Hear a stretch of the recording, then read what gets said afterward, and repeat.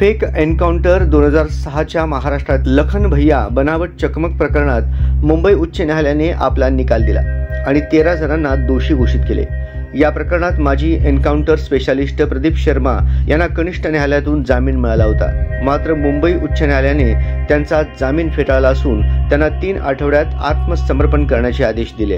Gangster छोटा राजनचा जवळचा सहकारी लखन भैया याच्या 2006च्या बनावट चकमक प्रकरणात मुंबई उच्च न्यायालयाने माजी पोलीस कर्मचारी प्रदीप शर्माला जन्मठेपेची शिक्षा सुनावली आहे। या प्रकरणात एन्काउंटर स्पेशालिस्ट प्रदीप शर्मा यांची ट्रायल कोर्टाने निर्दोष मुक्तता केली आहे। बनावट चकमक प्रकरणात मंगळवारी न्यायमूर्ती रेवती मोहिते डेरे आणि न्यायमूर्ती गौरी गोडसे यांच्या खंडपीठाने ट्रायल कोर्टाचा निर्णय विकृत आणि अस्थिर असल्याचे म्हटले आहे।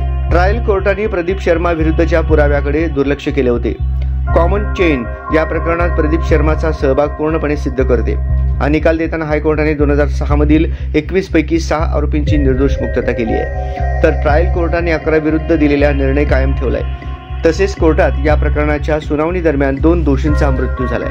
2006च्या लखन भैया एन्काउंटर प्रकरणात माजी एन्काउंटर स्पेशालिस्ट प्रदीप शर्मा यांच्या निर्दोष सुटकेविरुद्ध मुंबई उच्च न्यायालयाने 2006 मध्ये दाखल केलेल्या अपीलला परवानगी दिली होती, कारण ट्रायल कोर्टाने या प्रकरणात एन्काउंटर स्पेशालिस्ट प्रदीप शर्माची निर्दोष मुक्तता केली होती। यानंतर रामप्रसाद गुप्ता उर्फ लखन भैया यांच्या वकिलाने पोलीस अधिकाऱ्याच्या सुटकेला आव्हान दिले होते।